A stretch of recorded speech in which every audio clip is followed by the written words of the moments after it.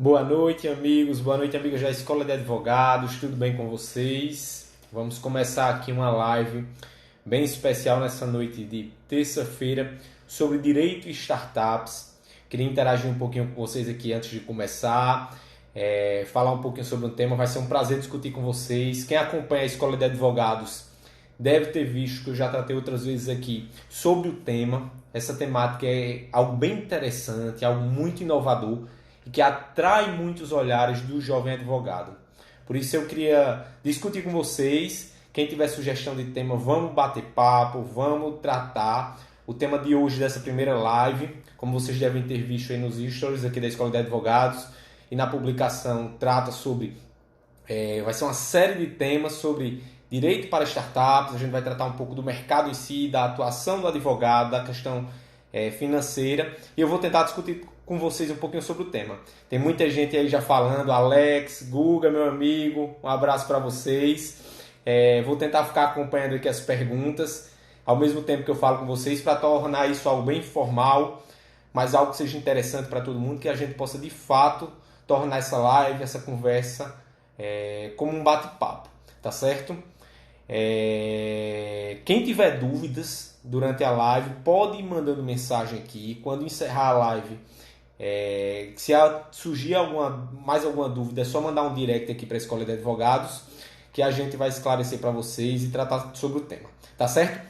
Essa primeira live, o tema específico vai ser Conhecendo o Mercado Multimilionário das Startups, certo? Quem sou eu? Quem é essa pessoa que está falando aqui para a Escola de Advogados, para um público tão interessado e tão seleto como vocês, sobre um tema bastante inovador? Meu nome é Lucas Bezerra, sou sócio do Queiroz Barbosa e Bezerra Advocacia, atuo com assessoria especializada para startups e empresas de base tecnológica e sou autor do livro Direito para Startups, um dos primeiros livros, juntamente com o de Eric Nibe e de Lucas Jutzi, sobre o tema do Brasil, que é esse livro aqui, que eu tenho aqui um exemplar, um dos poucos que restaram da primeira edição para vocês. E trabalho prestando assessoramento para esse tipo de empresa específica. Eu sou membro do Legal Hackers de Natal, fui ex-presidente da Comissão de Direito para Inovação e Startups aqui da OAB do Rio Grande do Norte e trabalho nessa assessoria legal para empresas que têm uma base tecnológica. E como é que surgiu a ideia de tratar sobre startups? Em uma das lives, Ângelo, que é aqui um dos cofundadores da Escola de Advogados, mandar um abraço para ele, ele vai estar participando da próxima live aqui comigo. Ele me convidou para falar um pouquinho sobre o mercado para startups, dentro dessa pegada da Escola de Advogados, em tratar temas interessantes que atraiam olhares de novos advogados. E a gente viu que surgiu muitas dúvidas, tem muita gente interessada no tema, tanto na questão técnica da parte de startups, a questão conceitual, do âmbito mais administrativo, de negócios e empreendedorismo, quanto da parte jurídica. E aí, diante dessa quantidade de dúvidas que surgiu, a gente decidiu fazer para vocês essa série de lives, que no final eu vou culminar com uma surpresa bem legal para quem gosta. E foi daí que a gente disse, a gente precisa discutir mais o tema com todo mundo. Por isso que a gente começou a temática do curso, desse conteúdo de live sobre o assunto. E aí, para começar sobre isso tudo, pessoal, eu queria segurar minha live, ter como 2 parâmetros principais para essa conversa nossa. O primeiro, o conceito de startups. Toda vida que eu vou falar sobre o tema, eu gosto de conceituar startups, porque a gente lê muito nesses grandes portais, Exame, PME, Startse, assuntos sobre startups, principalmente nesses últimos 5 anos, mas às vezes a gente não sabe conceituar, não sabe do que se trata, para depois falar um pouco dos números do mercado. Ah, Lucas, se fala muito no mercado de empreendedorismo, de inovação, tecnologia, mas isso de fato é um mercado que existe ou é um mercado para o futuro? Eu vou falar sobre esses 2 temas principais nessa live de hoje e vou começar agora. Pessoal, quando a gente trata de startups, a gente tem 3 conceitos principais que merecem a atenção de todo mundo que gosta de estudar o tema. O primeiro conceito é um conceito mais técnico, tem muito a ver com o conceito da doutrina do empreendedorismo que trata sobre o tema. Eu gosto muito de citar o livro do mago Eric Ries, que é um dos principais livros sobre o tema, que trata que tem como título Lean Startup, que define o conceito de startup e fala do famoso conceito de construir, medir e aprender. nessa área de startup se trabalha muito a questão do conceito de startup e da questão do MVP, da construção do mínimo produto viável da empresa, que eu vou falar um pouquinho mais adiante, com base nesse conceito. E o que é que ele disse que é startup? É qualquer organização que trabalhe em um ambiente de extrema incerteza para construir um produto repetível ou escalável. Ou seja, a gente tem alguns conceitos dentro desse conceito maior. Organização, repetível e escalável e extrema incerteza. Por organização, Eric Ries disse que você pode entender qualquer pessoa, seja eu, Lucas, pessoa física, trabalhando dentro do meu escritório, ou seja, eu dentro de uma grande empresa, uma grande corporação que trata sobre o tema, certo? Ou seja, quando a gente ouve o nome organização, obrigatoriamente a gente não precisa vincular com uma empresa formalizada, com CNPJ, com contrato social, cor de sócios, não. A gente pode somente ser uma pessoa física que trabalhe em um ambiente de extrema incerteza. Ou seja, eu vou tentar desenvolver um produto que resolva uma dor de um mercado, mas que também atenda às necessidades de uma parte específica da população, certo? Eu não trabalho com o conceito de startups para empresas comuns, para atender um nicho específico do mercado que eu já tenha números, que eu já tenha dados, que eu já tenha uma concorrência, que eu sei que existe aquele nicho específico, que existe aquele público-alvo. O conceito de startup tem muito a ver com o conceito de oceano azul. Quem não leu esse livro, eu aconselho até que leia, que ele fala da questão da criação do nicho. De você criar um nicho que você e pouquíssimos outros concorrentes vão poder atender. E feito isso, a gente tem uma organização para resolver uma dor de um mercado, ou seja, em um ambiente de extrema incerteza, é algo que eu não tenho números, que eu não tenho um plano de negócio, que eu não tenho estudos mais bem feitos de mercado, eu vou para o conceito de repetível e escalável. Que repetível é o quê? Eu posso pegar aquele produto que eu tenho, aquele serviço que eu tenho e aplicar ele em diversos mercados sem ser necessário que eu faça grandes adaptações a esse produto. Tem uma frase bem comum que gostam de citar, que dizem que você não cria startup para atender uma localidade específica. Diferente de um mercadinho, por exemplo, que eu abro para atender o meu bairro, quando eu crio startup, eu estou criando ela para o mundo. Ou seja, o meu produto que eu desenvolvi, o meu serviço que eu desenvolvi, pode atender uma pessoa em Natal, pode atender uma pessoa em São Luís, no Maranhão, pode atender uma pessoa em São Paulo, pode atender uma pessoa em Buenos Aires, sem grandes ajustes nesse produto. Certo? E escalável é o quê? Tem muito a ver com esse conceito do próprio repetível. Se eu posso vender, fornecer um produto ou serviço sem ser necessário que eu adapte para o mercado, todo o mercado que eu for atender, ou seja, obrigatoriamente eu vou manter uma base de custos da minha empresa mais estável, enquanto o meu faturamento cresce. Ou seja, escalável tem muito a ver com isso. Com a possibilidade da minha empresa ser uma organização exponencial. Anotem essa outra dica de livro aí. Organizações exponenciais do pessoal da Singularity University. Eles tratam muito dessas novas empresas. O subtítulo do livro é até porque as novas empresas são 10 vezes melhores que a sua e crescem 10 vezes mais rápido. Algo do tipo. Porque ele disse que hoje em dia você tem que criar uma empresa que se desenvolva um produto ou serviço que permaneça naquele padrão, atinja vários mercados, ao mesmo tempo que você possa repetir ele em inúmeros cenários, somente ampliando seu faturamento.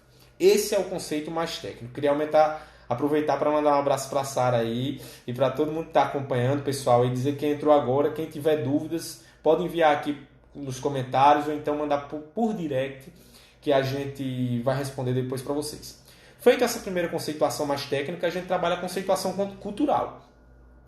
Por cultural, eu entendo o seguinte, a gente às vezes associa muito startup com essas empresas de bairro, empresas de garagem, tem um programador, um nerdzão lá, dentro de uma garagem fazendo um aplicativo, um software. Mas não tem nada a ver com isso, pessoal.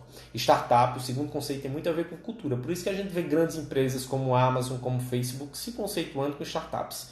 E o que é a cultura de startup? É a cultura da renovação, do intraempreendedorismo. De a todo momento você ter que estar reinventando o seu negócio, certo? A gente está numa migração que é muito importante que todos entendam, quem é da área jurídica e quem não é, mas principalmente nós que somos advogados, que trabalhamos nesse cenário do direito, que é um cenário muito engessado, que a gente está migrando para o mundo digital, que os negócios estão se remodelando, a forma de prestação de serviços e de venda de produtos está mudando. Todo dia muda, porque todo dia surge uma novidade nesse cenário digital. Por isso que as empresas precisam se remodelar. E aí que surge a figura dos intraempreendedores, que tem muito a ver com esse conceito cultural de startup. Ou seja, a gente trabalhar o intraempreendedorismo, ou seja, todo colaborador da empresa pode inovar dentro dela, seja uma pequena empresa, seja uma multinacional, para que ela crie novos procedimentos e métodos a cada dia. Ou seja, a gente tem um conceito técnico, que eu citei como exemplo o conceito de Eric Ries, mas a gente tem de outros papas na parte técnica, como Bob Dorff, Steve Blank. A gente tem um conceito cultural. E aí, recentemente, vem a novidade. A gente pega o conceito legal de startups. A gente tem uma grande dificuldade em conceituar legalmente startups, porque cada estado, cada município legislava de uma forma diferente quando ia publicar e discutir leis de fomento à ciência, tecnologia, inovação, empreendedorismo, e quando ia discutir qualquer lei que incentivasse pequenos negócios. Como a gente não tinha uma norma federal que conceituasse startups, a gente ficava submetido a essas normas estaduais e municipais, que aí variavam muito a depender do bel prazer, do entendimento do legislador local. Uns entendiam o conceito de startups como mais abstrato, outros como algo bem mais específico, e por aí vai. Aí, recentemente, nessa pegada do governo federal em publicar normas de fomento ao empreendedorismo, como o retorno da discussão do marco legal das startups, a volta da questão que a gente tem a medida da liberdade econômica, que foi sancionada agora e virou a lei dos direitos da liberdade econômica, e a criação do Inova Simples, a gente teve a primeira norma federal que conceitua startups. Eu deixei até aberta ela aqui para ler para vocês certinho, que foi a lei complementar 167, que ela instituiu o artigo 65A, alterando o Simples Nacional para criar um novo modelo empresarial e regime tributário específico para empresas que se autodenominem startups, no sentido de dar benefícios no fomento ao empreendedorismo desses negócios, certo? E o que foi que essa norma disse? Para os fins desta lei complementar, eu estou lendo o artigo 65A, parágrafo 1º, para vocês verem o primeiro conceito de lei federal de startups. Considera-se startup empresa de caráter inovador que vise aperfeiçoar sistemas, métodos, modelos de negócio de produção de serviços, os quais, quando já existentes, caracterizam-se startups de natureza incremental, quando relacionadas à criação de algo totalmente novo, caracterizam-se startups de natureza disruptiva. Ou seja, o que foi que disseram aí? Só estou vendo aqui, quem chegou aqui na live foi Ângelo, um abraço meu amigo, ele vai participar comigo do próximo encontro sobre o tema, tá certo? Voltando, pessoal, o que foi que essa norma disse? Ela deu um conceito bem abrangente, como vocês puderam ver, para a startup. Se você se autodeclare, a medida provisória da liberdade econômica, que foi convertida em lei agora, ela trouxe essa figura da autodeclaração. A gente tira essa figura tradicional da gente solicitar ao Estado que avalie o nosso negócio e cria a possibilidade da gente se autodeclarar, mantendo na figura do Estado a possibilidade dele posteriormente ratificar essa autodeclaração, para dar a possibilidade que qualquer pessoa que inove em sistema, método, produto, serviço, em qualquer negócio, possa se autodeclarar como startups. Ou seja, a gente tem um conceito técnico, que é mais específico, a gente tem um conceito cultural, que é mais abrangente, e agora a gente tem um conceito legal, que é muito mais genérico, pessoal. Ou seja, hoje em dia, pelos termos da lei federal que a gente tem, que regulamenta o Inova Simples, várias empresas podem se autodeclarar como startups. E aí, feita essa primeira fase da conceituação legal, a gente passa para o segundo tempo, o tamanho do mercado. E para tratar do tamanho do mercado, se de fato esse é um mercado que existe, é um mercado exponencial, é um mercado que vale a pena atuar, eu já começo tratando um pouco, utilizando a própria lei que definiu o conceito de startups. Se a lei é abrangente, se ela é genérica, se ela diz que qualquer pessoa que inove no seu negócio pode se autodenominar como startup, aproveitando os benefícios que a lei vai conceder. Pela lei do Inova Simples, os benefícios ainda foram para quem está validando o produto ou serviço, porque ela limita o seu faturamento ao teto do MEI, certo? Ela cria algumas limitações na utilização desse modelo empresarial e regime tributário diferenciado, mas provavelmente com a publicação e o retorno da discussão do marco legal das startups, a gente vai ter uma série de benefícios que vão fomentar muito o desenvolvimento de negócios como startups. Apenas para falar rapidamente aqui com vocês, porque se deixar eu falar a noite toda, a gente tem alguns temas que são bem interessantes quando a gente trata de startups que estão sendo discutidos no marco legal. Uma questão de fomento a investimentos, como é que a gente assegura segurança jurídica ao investidor para que ele aporte capital nesses pequenos negócios, sem afetar os seus empreendimentos tradicionais. 2, a questão das relações trabalhistas, como é que a gente possibilita que a contratação de colaboradores, de intraempreendedores por startups que às vezes não têm um recurso suficiente para arcar com a folha de pagamento. Como é que a gente facilita os procedimentos de contratação dos entes públicos de startups que às vezes têm uma série de serviços e de produtos extremamente inovadores que facilitariam a prestação de serviços públicos à população, mas os procedimentos da lei de licitações dificultam muito suas contratações. Como é que a gente trata da tributação, como é que a gente facilita o procedimento tributário para as startups, que a lei do Inova Simples já trouxe. Ou seja, a gente tem uma série de procedimentos e de regulamentações que vão facilitar a questão do fomento ao empreendedorismo pelas startups, certo? E aí eu começo a tratar do mercado, pessoal.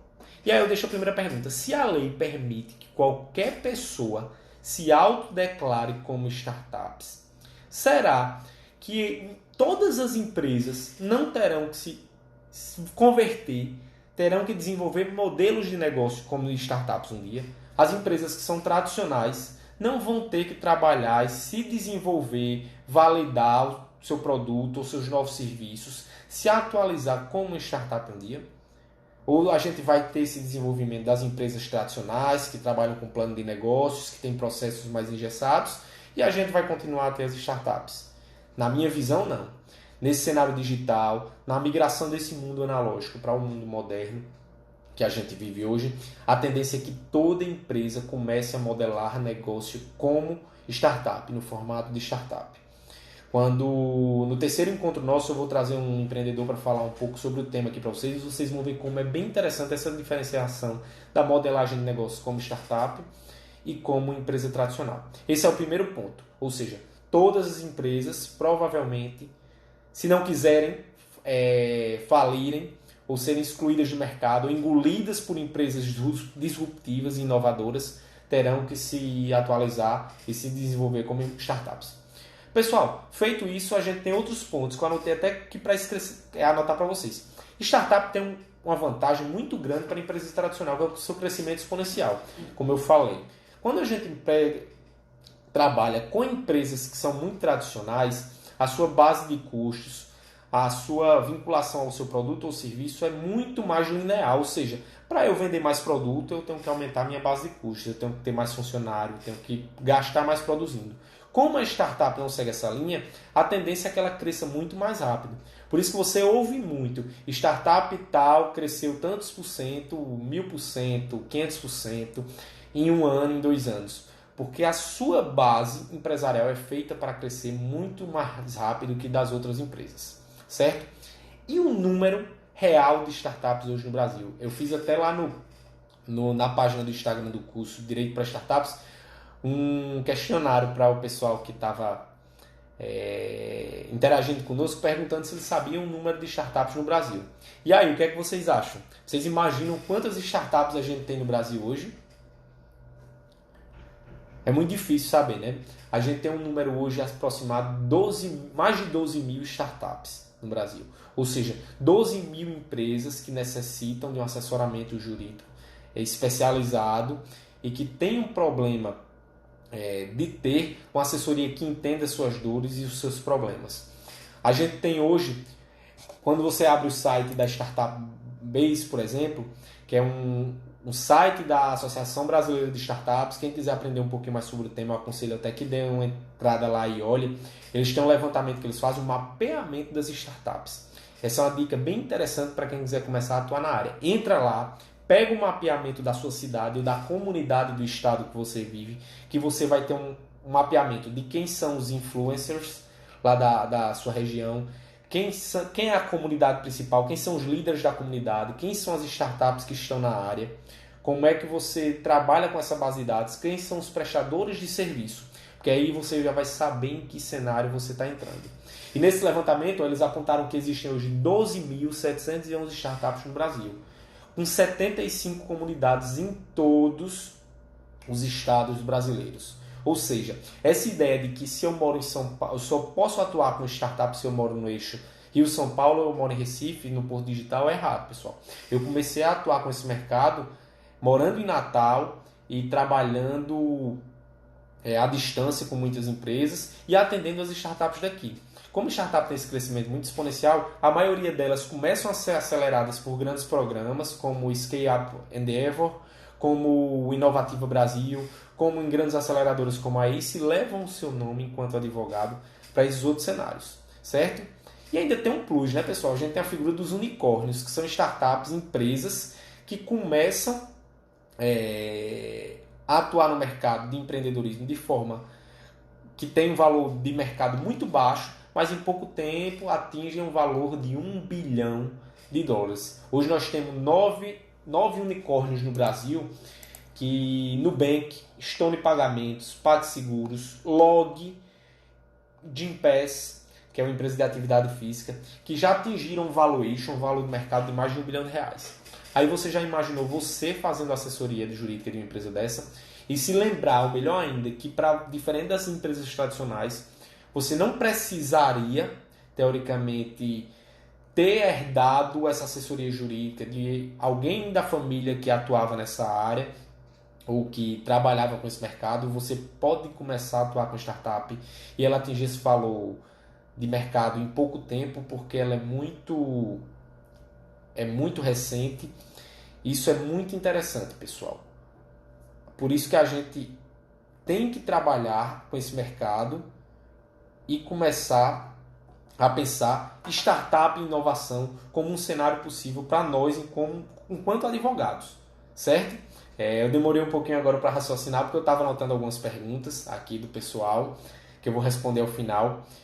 Então, pessoal, esse é o cenário que a gente vive. Só para recapitular com vocês, a gente tem um conceito de startup legal que permite hoje que quase toda empresa se enquadre como startup, mas para atuar com esse mercado você precisa entender as dores e necessidades, porque eles têm aspectos jurídicos e aspectos até técnicos e administrativos que você, enquanto advogado, precisa entender, que essa, sem dúvida, é a reclamação número 1 que eu ouço dos clientes aqui do escritório. Olha, Lucas, eu vim do advogado tal, mas ele não entende minhas necessidades. E a gente tem um mercado muito maciço de startups. A gente tem 12.711 startups espalhadas em 594 cidades brasileiras, com mais de 75 comunidades, ou seja, muita gente empreendendo como startup, com uma metodologia diferente do direito empresarial tradicional, que eu vou tratar em outro tema, e que movimenta de forma exponencial, ou seja, em escala muito rápida e muito elevada, valores muito elevados. E você ainda pode dar a sorte de prestar assessoria para uma grande empresa que em pouco tempo seja vendida por um valor muito elevado, ou então atinge o mercado e ganha um renome global, ganha um renome nacional. Eu gosto muito de citar o caso de Thales Gomes, que em 4 anos levou sua empresa para o mundo todo, a Easy Taxi. E ele, em um dos capítulos do seu livro, pessoal, fala da importância do jurídico. Por isso que é muito importante que vocês comecem a vislumbrar a possibilidade de atuar nesse mercado. Isso não é uma realidade muito longe.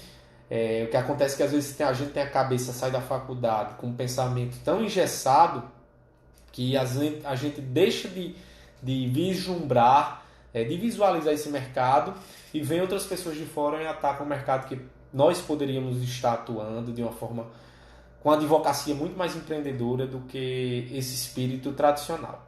Tá certo, pessoal? Esse era o tema da nossa conversa de hoje. Eu acho que foi muito interessante e espero que tenham entendido a importância de vocês começarem a ver a possibilidade, a oportunidade de atuar com startups na cidade que vocês vivem, onde vocês moram, e da possibilidade de atuar com direito e inovação, que eu posso falar em outra live aqui, que é muito assunto, ou seja, da gente atuar com inovação no serviço público, que é importante, que a gente pode falar com low techs e legal techs, atuar com a inovação para o direito, para resolver os problemas do direito e começar a ver isso, vislumbrar isso como uma oportunidade real. Pessoal, era isso. Eu vi que o pessoal deixou algumas perguntas aí, bem interessantes sobre o tema. Quem tiver alguma pergunta e queira discutir conosco algum assunto, vai mandando aí, que enquanto eu vou respondendo, a gente vai debatendo esses pontos. Pedro HJ Oliveira perguntou quais são as atividades diárias do advogado para startups. Essa pergunta é bem interessante, mas em um dos encontros, no terceiro encontro nosso, que vai acontecer na terça-feira da semana que vem, eu vou trazer um empreendedor, que é inclusive cliente aqui do escritório, que eu presto assessoria para ele, e que em pouco tempo, num período de 4, 3 anos, já fez sua startup decolar, atingiu o cenário nacional, foi acelerado por grandes processos de aceleração a nível nacional, e que vai falar um pouquinho, a gente vai falar um pouco dessa relação, advogado-empreendedor. E Pedro, eu vou deixar para responder sua pergunta depois. Aline Félix 84 também, queria agradecer a pergunta, Aline, pediu sugestão de bibliografia. Aí eu queria até deixar aqui para vocês, pessoal, quem quiser estudar mais sobre o tema, eu separei aqui alguns livros. Tem meu livro disponível gratuitamente, que eu estou terminando. Demorei, mas estou finalizando a segunda edição dele agora. Até o final do ano vai estar disponível para vocês em livraria e online. Mas quem ainda quiser a primeira edição, vai estar disponível no @direito para startups. Vocês também podem mandar uma mensagem aqui na Escola de Advogados, que eles disponibilizam para vocês o livro, é gratuito e trata sobre os temas. A segunda edição vem para atualizar, trazer essas atualizações legislativas que a gente trouxe, muito importantes para startups, desde a edição dele, como a Lei de Proteção de Dados, como essa própria Lei de Nova Simples, como a Lei dos Direitos da Liberdade Econômica e outras normas mais específicas que a gente tem. Tem um livro também, Direito para Startups, de Bruno Fonseca, Bruno Ferguson e Eric Nibo, que é também muito interessante sobre o tema. Eric é um cara que eu admiro muito, ele também advoga para startups e é uma referência nacional também. Quando eu publiquei meu livro, o outro livro dele também era o único outro livro que tratava sobre o tema no Brasil. E tem um livrinho, pessoal, que eu acho muito bacana, que é Startups e Inovação, Direito no Empreendedorismo, que aí trata muito sobre assuntos pontuais, assuntos jurídicos pontuais para quem quer empreender na área do direito. Esses livros são os que eu aconselho, que eu deixo para quem quiser estudar um pouquinho mais sobre direito e inovação, direito e startups. E quem quiser aprender sobre startups em si, pessoal, aí tem uma série de livros. Organizações exponenciais, Lean Startup, o jeito startup de ser, do 0 a 1, de Peter Thiel. Tem muitos livros bons que tratam sobre o tema, sobre essa questão de modelagem de negócio como startups. Mael, acho que é isso, se puder se manifestar aí de novo, também deixou uma pergunta questionando se a grande quantidade de leis não engessa a atividade das startups. Essa é uma pergunta bem interessante, porque de fato esse era um cenário que a gente tinha normalmente nas regulamentações normativas municipais e estaduais. O pessoal com a ânsia de regulamentar parques tecnológicos, para quem não sabe, parques tecnológicos, leis que instituem parques tecnológicos são leis de cunho tributário, elas concedem benefícios e incentivos fiscais. Quando Abigail Paimel, exatamente, acho que acertei, né, a pronúncia, fez a pergunta, agradeço a pergunta. E leis de parques tecnológicos são leis tributárias, essencialmente tributárias. Elas concedem incentivos fiscais e tributários para atrair empresas. Quando a gente trata de hubs ou parques tecnológicos, a gente tem 3 pontas principais: universidade, setor público e empresa privada. Setor público concede incentivo fiscal, como as leis fazem, para atrair empresas que vão gerar empregos para reter os talentos que a universidade forma. É essencial esses 3 pilares para que um parque tecnológico dê certo. Os estados e municípios concediam normas, mas visando evitar que essa norma fiscal, essa lei de incentivo fiscal, abarcasse um número muito maior de empresas do que a que eles almejavam no momento que estavam legislando, eles limitavam demais o conceito de startup. E por isso que muitos parques tecnológicos não dão certo, ou então não deram tão certo como se imaginava. Mas quando a gente trata de leis que ingessem startups, de fato, se você cria uma série de procedimentos e regulamentos, de licenças, de alvarás, de autorizações, que vão inviabilizar esse negócio, a gente tem um cenário que é muito ruim para o fomento à inovação. A lei dos direitos da liberdade econômica mudou muito isso. Ela trouxe essa figura da autodeclaração e da necessidade de autorização posterior, ou seja, hoje para atividades de baixo risco e algumas atividades de médio risco, como conceitua a lei, eu não preciso solicitar uma autorização em alvará, uma licença do Estado, o Estado que eu falo enquanto ente do Pacto Federativo, para começar a minha atividade. Se eu sou uma startup comum, agora eu posso somente começar a minha atividade. Isso não diz, não retira de você a figura de que você pode. Só anotando outra pergunta aqui, pessoal. Que você deve, por exemplo, quando se trata da questão da lei de incentivo fiscal. Me perdi um pouquinho aqui, mas vou voltar. Da medida da liberdade econômica, da lei da liberdade econômica.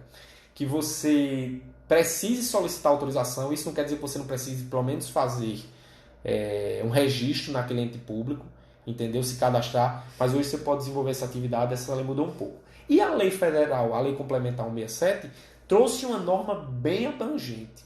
E essa norma foi interessante justamente por isso. Na exposição de motivos da própria Lei de Direitos da Liberdade Econômica, ela fala: a ideia foi que essa lei abarcasse o maior número de empreendimentos possível.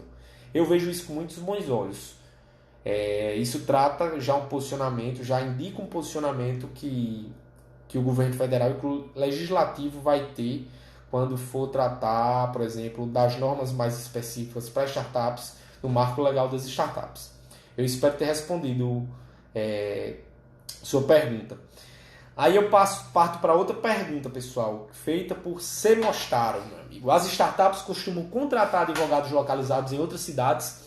Depende muito da sua situação. Sim, porque muitas delas demandam consultoria. E assim, a gente trata de empresas que, como eu falei no início, startup não precisa ter fundamento, ter uma base tecnológica em si, atrelada ao seu serviço, ao seu produto, certo?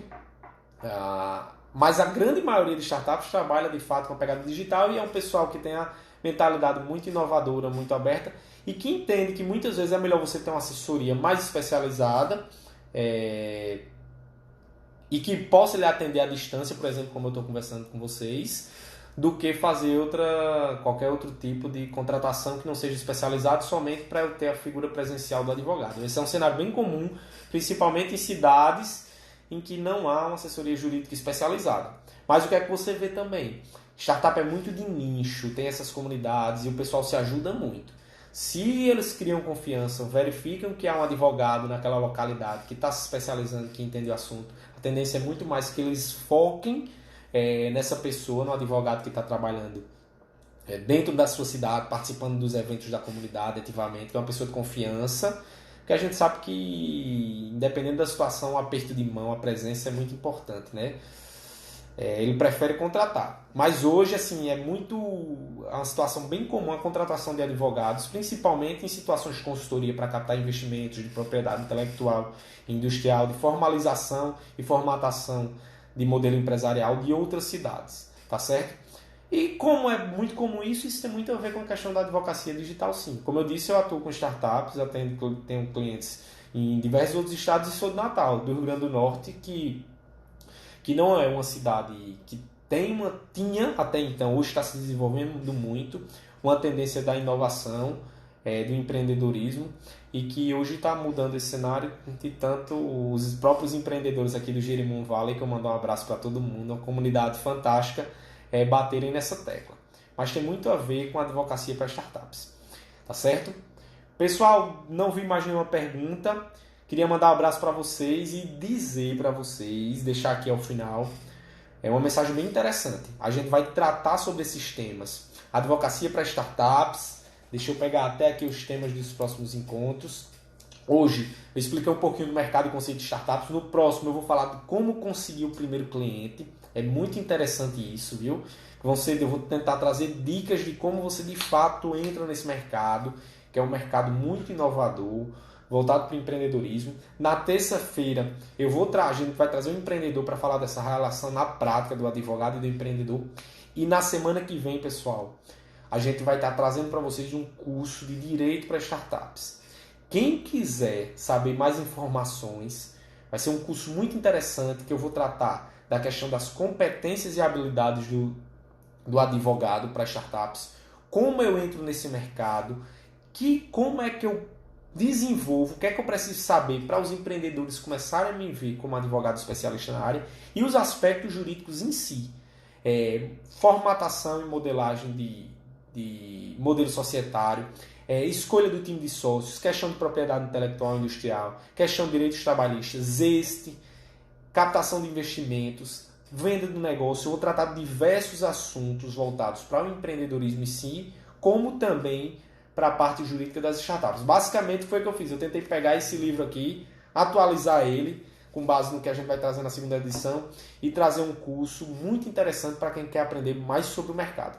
Por isso que é importante que quem quiser saber mais informações sobre o tema, manda um direct aqui para a gente na Escola de Advogados, segue lá a página oficial do curso, @Direito para Startups, segue aqui a Escola de Advogados, que a gente vai trazer muita informação interessante para vocês. Tá certo? Queria agradecer a presença de todos, pessoal, e dizer que a gente se encontra na quinta-feira aqui no mesmo horário para tratar, eu e Ângelo. Um abraço, meu amigo, a gente vai tratar sobre dicas, como é que você consegue o primeiro cliente no mercado para startups. Qualquer dúvida, eu estou à disposição de vocês, pessoal. Até mais!